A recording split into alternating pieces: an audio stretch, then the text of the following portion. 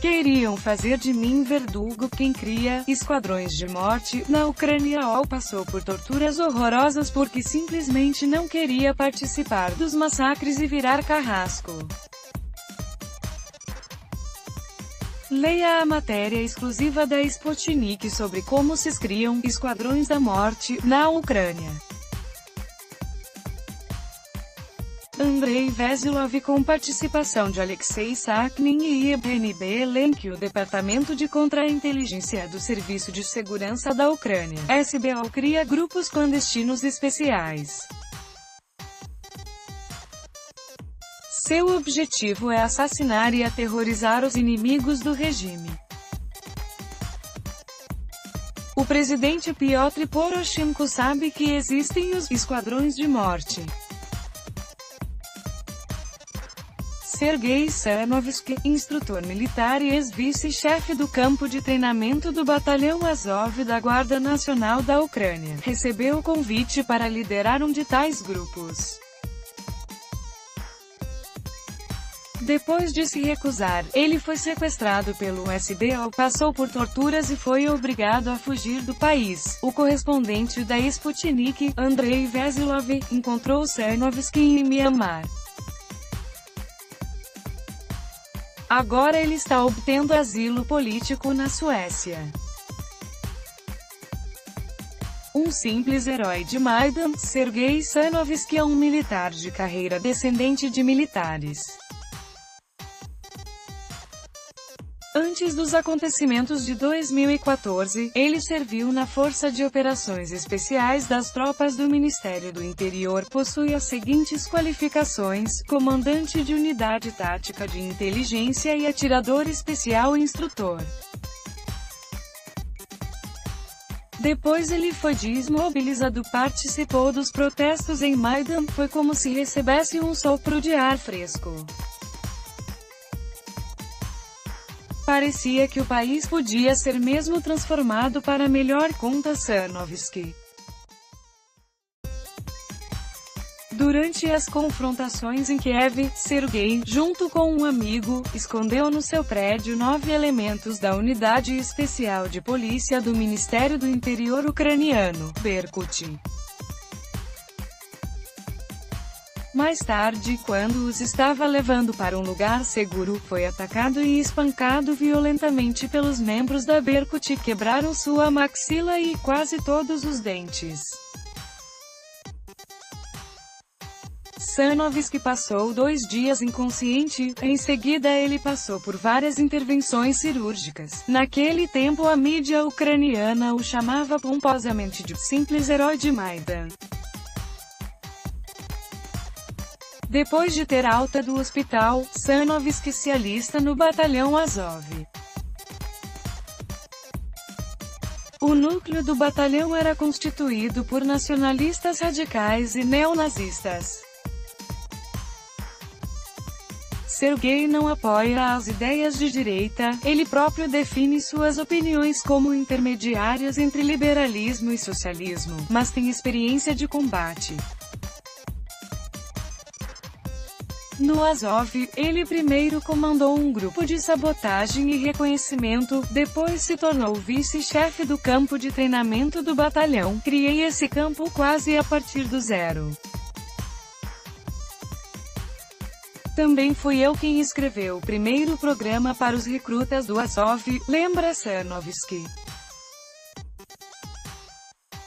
Direitos autorais. Foto. Arquivo pessoal de Sergei Sanovsky. Base do Batalhão Azov, em Mariupol. Em novembro de 2014, um oficial de uma brigada mecanizada das Forças Armadas da Ucrânia, que participou da chamada Operação Antiterrorista, apresentou Sanovsky a Andrei Lizugor. O último se posicionava como o vice-chefe não oficial e pessoa de confiança de Vladimir Ruban, líder da organização social Corpo de Oficiais que se ocupava da troca de prisioneiros. Direitos autorais. Foto. Arquivo pessoal de Sergei Sanovsky. Grupo de inteligência do Batalhão Azov, em Starabechevo. segundo da direita no centro é Sergei Sanovsky. Sergei foi aconselhado a se dirigir diretamente a Lizogor, pois ele trabalha sob proteção da direção do SBO, sendo capaz de resolver muitos assuntos.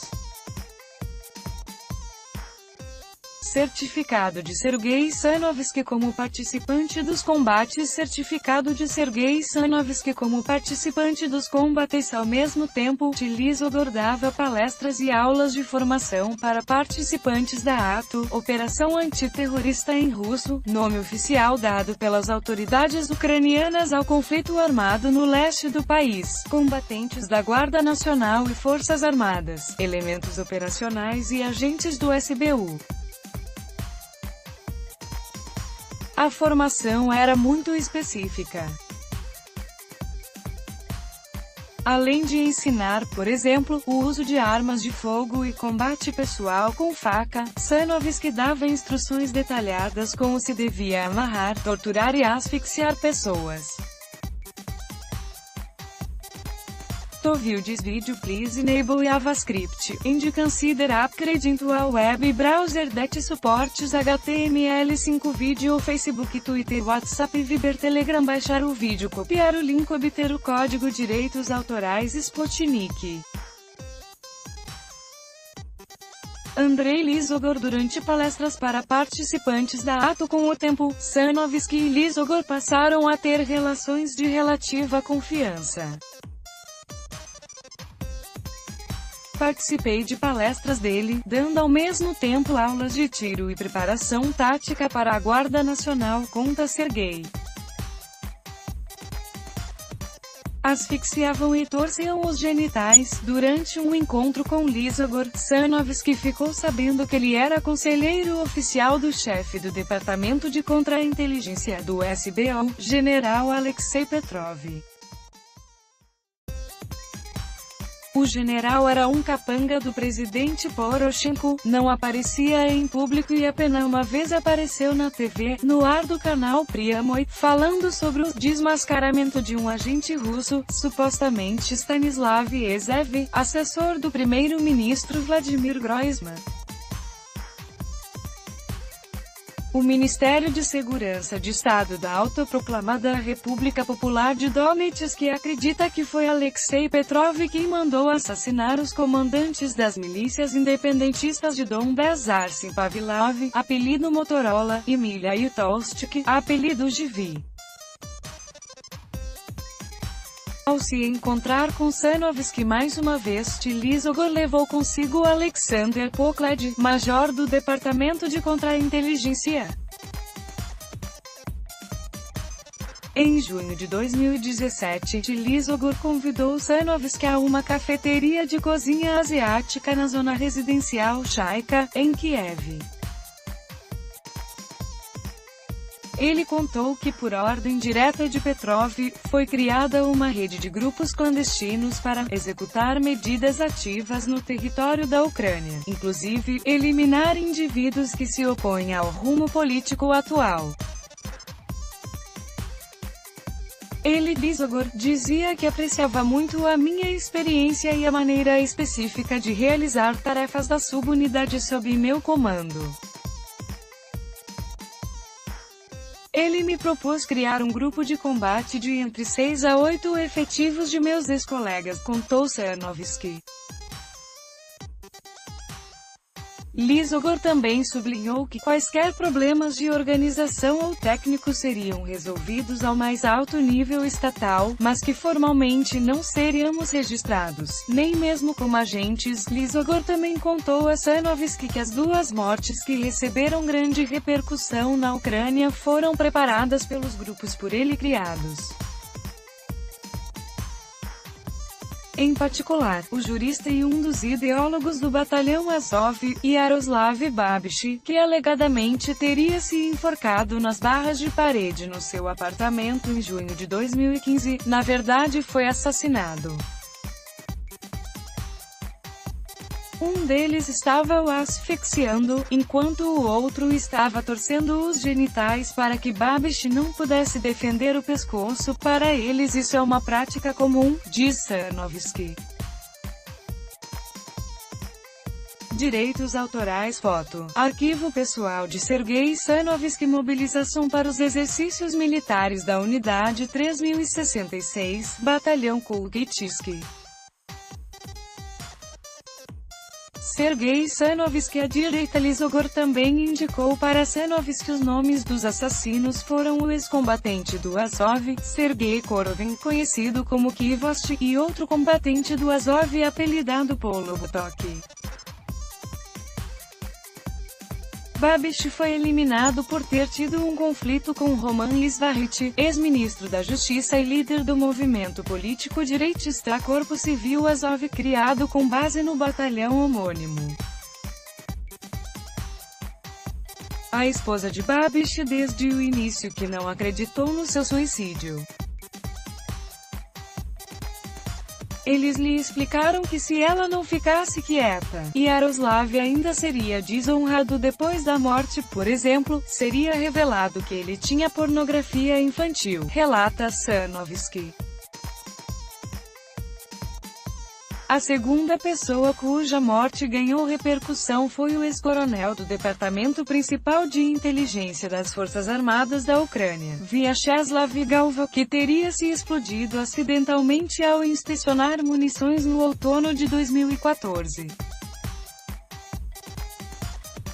Porém, a explosão, ocasional, foi de fato organizada por um grupo clandestino do SBU. Galva foi assassinado porque tinha se recusado a cooperar e fez afirmações críticas em relação às autoridades. Segundo Sergei Sanovski, estes grupos são responsáveis por muitos ataques a políticos, jornalistas e ativistas. Em certas ocasiões, as pessoas foram simplesmente intimidadas, e depois elas iam à polícia ou SBU para pedir proteção. Ao final, acabavam ficando na armadilha. Lizogor contou que no total tinham sido realizadas várias dezenas de tais atividades. Pelo que entendi, estes grupos tinham que intimidar e eliminar não apenas oponentes políticos, mas também os que duvidavam e não queriam cooperar. Além disso, eles eram usados em simples ajustes de contas econômicos, explica Sanovski. Direitos autorais. Foto. Arquivo pessoal de Sergei Sanovski. Base de formação e treinamento do Regimento Azov no território da fábrica ATEC, em Kiev. Sergei Sanovski vale destacar que Lizogor sempre sublinhou que as atividades dos grupos foram aprovadas por Piotr Poroshenko e que Petrov estava subordinado diretamente ao presidente ucraniano, contornando o chefe do SBU. Sergei recusou de forma dura a proposta de Lizogor. Eles queriam fazer de mim um verdugo, sou um soldado e não um verdugo, afirma. Em resposta, Lizogor exigiu que ele não contasse a ninguém sobre essa conversa, senão seria, no melhor dos casos, asfixiado na entrada do prédio. A Sputnik também dispõe de informações que outro instrutor militar ucraniano também recebeu uma proposta semelhante, agora ele está fora da Ucrânia. Ele recebeu a proposta de Irina Rubinstein, uma conhecida próxima e colaboradora de Lizogor que formalmente está encarregue de direção administrativa da organização social contra a ofensiva ucraniana. Direitos autorais. Foto. Arquivo pessoal de Sergei Sanovski. Polígono da Guarda Nacional. Treinamento dedicado à memória do coronel do Departamento Principal de Inteligência das Forças Armadas da Ucrânia, Vyacheslav Galva. Da esquerda à direita, Irina Rubinstein, Andrei Lizogor, voluntária Irina Sergei Sanovski. Ele saltava sobre minha espinha dorsal quando teve a última conversa com Lizogor. Sanovski já tinha abandonado o batalhão Azov, mas dava aulas em outras unidades da Guarda Nacional e das Forças Armadas. Ele se decepcionou completamente com o rumo político oficial, a situação estava piorando a cada ano, os participantes da ato eram obcecados com álcool e praticavam pillagens. Os soldados não recebiam provisões. Mas em Kiev os políticos estavam roubando em quantidades absurdas, comenta Sarnowski. O militar acaba tendo a ideia de organizar um protesto contra a política na zona da ato e contra as reformas da aposentadoria e agrária, chamando a participar os veteranos da ato. Ele enviou um pedido à prefeitura para sancionar a ação e esta foi aprovada, mas esse protesto nunca foi realizado. Em 10 de julho de 2017, eles quebraram a minha porta. Entraram pessoas em uniforme, gritando, SBUs, não tinham nenhum mandado, nenhum documentos, não ofereci resistência, mas eles me espancaram violentamente. Um deles ficou literalmente saltando na minha espinha dorsal, lembra Sarnowski. Naquele momento, no apartamento estava também a esposa grávida de Sergei, Tatiana. Sergei foi levado ao edifício do SBU, onde primeiro falou com ele um procurador e depois os funcionários do Departamento de Contra-Inteligência. Eles me obrigavam a confessar ter cometido coisas absurdas, que planejava um golpe de Estado, planejava assassinar o presidente e ministros. Era uma estupidez, mas eles exigiam que eu confessasse para a câmera ter feito essa estupidez. E a principal coisa que exigiam era que concordasse em cooperar com eles, lembra Sarnowski. Um dos operacionais que estava lá era o mesmo Alexander Pokled que Sergei conheceu através de Lizugor. Foi ele que começou a torturar Sarnowski. As pessoas ficam com muito medo quando lhes falta o oxigênio. Aqui praticam principalmente a asfixia, pois isso funciona, diz Sarnowski. Depois, nele colocaram uma máscara antigás e começaram a enchê-la com gás de pimenta. Sarnowski também foi torturado com um aparelho de choques elétricos e torceram a espinha dorsal. Sergei acabou concordando em assinar tudo e depois de 12 horas de torturas e espancamentos ele foi libertado. O ex-porta-voz do SBU, Stanislav Rekinski, também confirmou a má fama do Departamento de Contra-Inteligência e de Alexander Pokled pessoalmente. Em vez de capturar os verdadeiros terroristas, o departamento leva pessoas para a floresta, onde as asfixia ao estilo da antiga Direção de Combate ao Crime Organizado. Eles têm um oficial, Alexander Pokled, apelidado de asfixiador. Ele é conhecido precisamente por isso, admite Rekinski. Eles pensavam que me tinham forçado a cooperar, mas eu passei a ofensiva, diz Sarnowski. Sergei fez um registro das machucadas em várias clínicas e apresentou uma queixa no Bureau Nacional Anticorrupção da Ucrânia, NABU, sobre sequestro e torturas. O Bureau se recusou a analisar o caso, então o advogado de Sarnowski, Sergei Titorenko da companhia Fortetsia, recorreu ao tribunal que acabou abrindo um processo que em seguida foi transferido à Procuradoria Militar. 13º requerimento de Sergei Sarnowski ao NABU sobre sequestro e torturas pelos agentes do SBU enquanto o advogado estava tratando dos assuntos com o tribunal e a procuradoria. Sarnowski decidiu se esconder. Ele mudou o número de telefone, primeiro refugiou-se em apartamentos alheios em Kiev, depois partiu para a Transnistria e daí para a Moldávia. Morou lá por alguns meses e logo chegou também sua esposa. Em certo momento Poklad ligou para mim no WhatsApp, disse que sabia onde eu estava e que ele também estava em Chisinau. Disse que deveríamos nos encontrar, que eu tinha de cooperar com ele, senão isso acabaria muito mal. É provável que o processo aberto pela Procuradoria tenha virado uma verdadeira ameaça para eles e eles queriam que eu desistisse das minhas palavras. Eu simulei ter aceito o encontro que estava agendado para o dia seguinte, às 12 horas em ponto. Por razões de segurança, eu fiz um vídeo com a minha denúncia e fui-me embora com a minha esposa para a Bulgária, recorda Sarnovsky.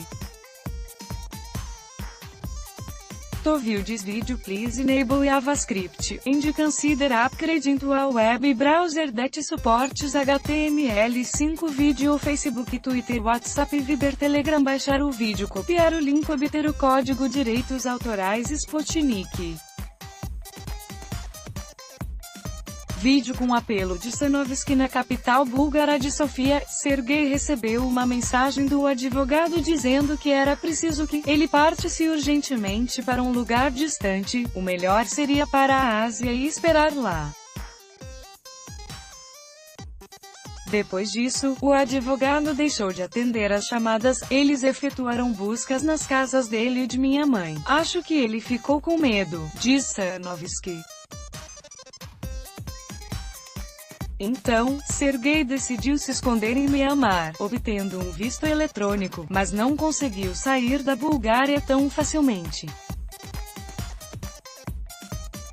Ao atravessar o controle de passaportes, ele e sua esposa foram detidos com um policial explicando que há um pedido da Interpol, mas sem comentar mais nada.